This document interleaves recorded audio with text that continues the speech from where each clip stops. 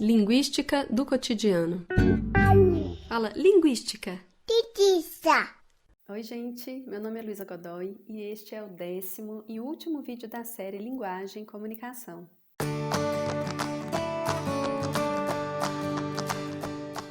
Bom, finalizando então os nossos vídeos sobre signos, linguagens, a gente obviamente não poderia deixar de colocar todas essas ideias em uma cena comunicativa, entendendo como que o signo participa da comunicação. Primeiro uma perguntinha, seria o signo a própria comunicação?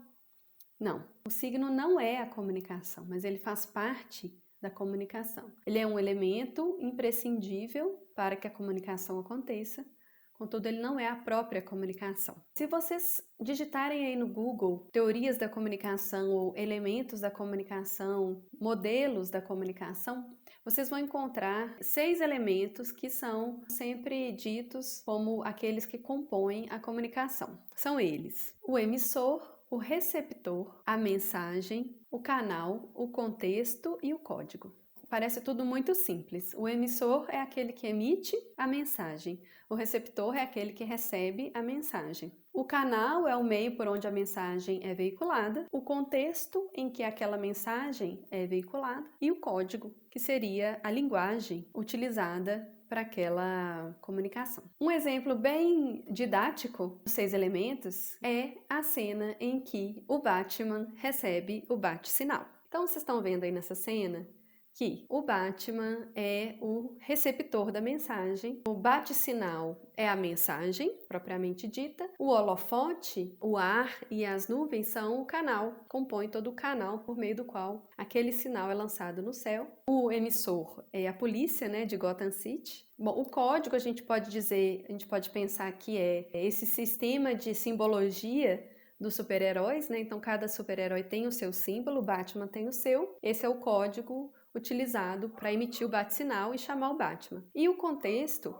é a história, A história em quadrinho ali de Gotham City. É muito importante o contexto, porque é apenas nessa história em que vai acontecer de a polícia projetar no céu o símbolo do Batman e o Batman vir ajudar a polícia com alguma missão. Mas isso não vai funcionar em qualquer contexto, certo? Se a gente jogar o símbolo do Batman lá numa cidade grande como Belo Horizonte ou São Paulo, digo grande porque parece com Gotham nesse aspecto, mas não é o mesmo contexto, portanto o Batman não virá. Bom, tudo parece bem simples, bem acomodado, mas existem alguns probleminhas. Então, se você acompanhou os vídeos até aqui, você deve estar se perguntando, uai, e o signo? Uai é ótimo, gente? Como é que o signo, isso tudo que a gente viu sobre signo, como que ele se encaixa nessa cena comunicativa? A primeira problematização que a gente pode colocar é a tal da mensagem. O que seria essa mensagem que um emissor passa, vamos colocar entre aspas, para um receptor? Seria essa mensagem o signo, como a gente tem visto? Mais ou menos,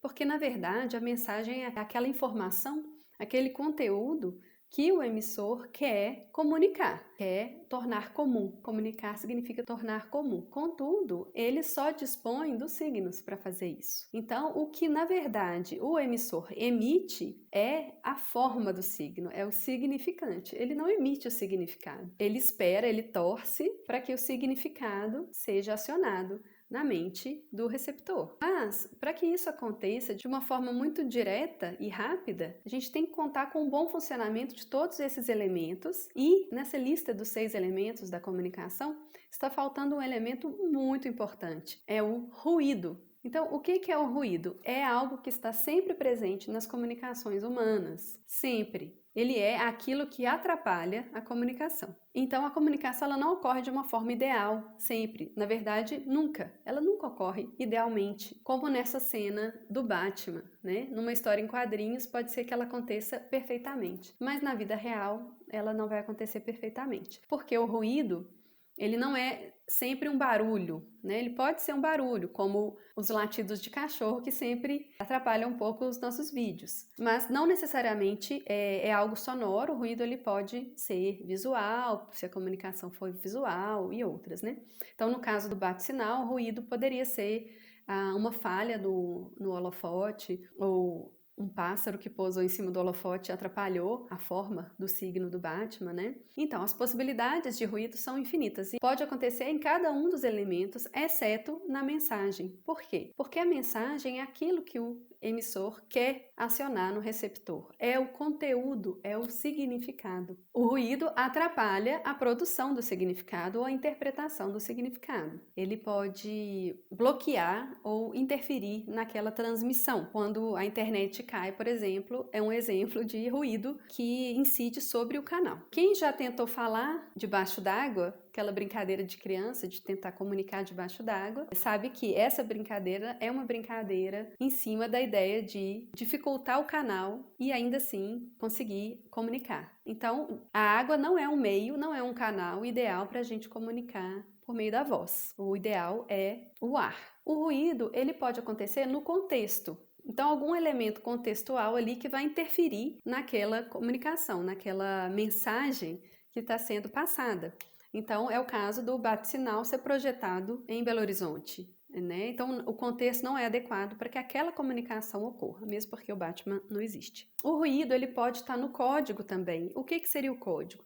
Seria a linguagem, o sistema que produz o signo ou os signos que vão ser utilizados naquela comunicação. Um erro de código é quando a gente fala com alguém que não fala a nossa língua. Então, a gente não está utilizando um código em comum com o receptor. O emissor e o receptor não estão utilizando o mesmo código, eles não compartilham do mesmo código, principalmente os códigos convencionais. Além disso, você pode tentar usar um código que não vai ser o mais adequado para passar aquela mensagem, para transmitir a mensagem. Então, por exemplo, não sei se já aconteceu com vocês, quando a gente tenta expressar uma emoção usando as palavras, mas não consegue. Falar, é difícil expressar o que eu estou sentindo por meio de palavras, né? Então, às vezes o código ele não é o mais adequado ou ele é limitado em determinados aspectos para a gente poder comunicar alguma coisa. O ruído pode acontecer na produção, na emissão. Então, eu posso gaguejar, a minha voz pode estar mais baixa, em algum vídeo o volume estava um pouco baixo. Então, isso tudo são ruídos, apesar de ser o oposto do ruído, né? Porque está faltando o volume na emissão da mensagem. São infinitas, né? As possibilidades de ruídos na emissão. O ruído pode acontecer também na recepção. Então, a pessoa que está ouvindo ou que está recebendo aquele significante, aquela forma,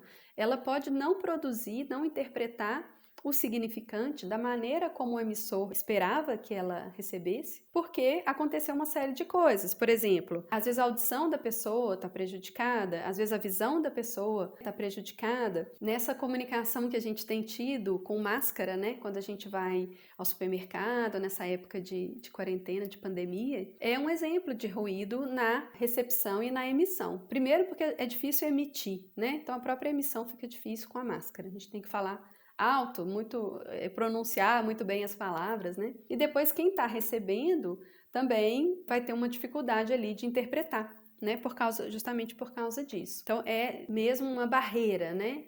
É um ruído no sentido de ser uma barreira visual, mas também auditiva. Ainda, o receptor ele pode ter alguma dificuldade do letramento exigido para comunicação usando aquele código. Então, às vezes é uma língua estrangeira que a gente não fala, ou então um código secreto, né, cuja convenção a gente não reconhece. Pode ser a falta de letramento digital, né? Então, às vezes a gente não sabe mexer no e-mail e por isso a gente não conseguiu receber aquela mensagem. Pode ser um erro de interpretação mesmo. Então, às vezes a pessoa ouviu ou leu a mensagem, né? Mas ela interpretou de outra maneira. Isso é muito comum. Então, gente, o que a gente aprende disso? Que a comunicação perfeita, essa comunicação em que eu quero passar uma mensagem e eu passo essa mensagem, ou seja, ela é de fato completamente acionada na mente do receptor, ela é ideal, no sentido de que ela não existe, tá?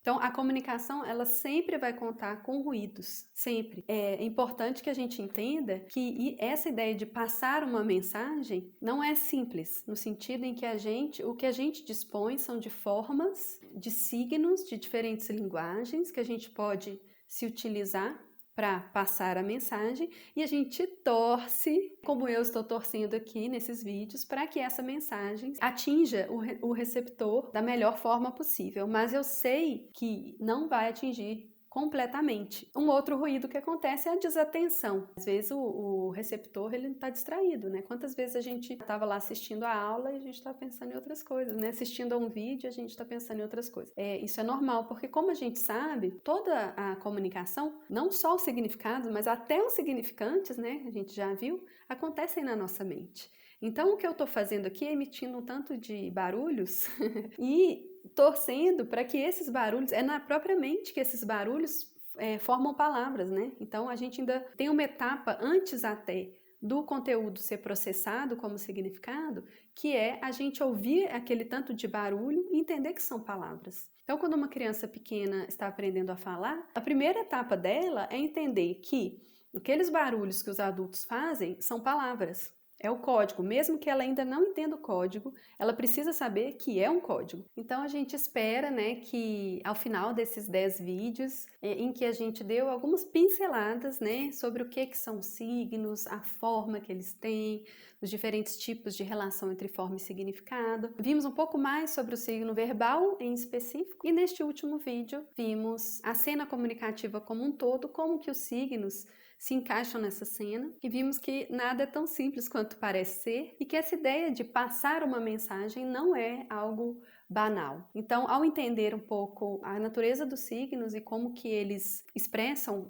o que expressam, né, a gente talvez fique um pouco mais alerta para essas dificuldades de comunicação que fazem parte da nossa vida o tempo inteiro e a gente fique mais ligado e consiga se comunicar melhor, interpretar melhor, inclusive identificando onde é que estão os ruídos comunicativos, né? Se estão no signo, se estão no contexto, se estão no canal, se estão no emissor, no receptor. Então, torço para que tenham gostado desses vídeos e espero vocês aqui no canal para a gente falar de mais assuntos sempre relacionados à linguística e à linguagem, tá? Um abraço e até a próxima! O programa Linguística do Cotidiano é produzido pelo curso de Letras da UFVJM e visa divulgar os estudos da linguagem com exemplos do dia a dia.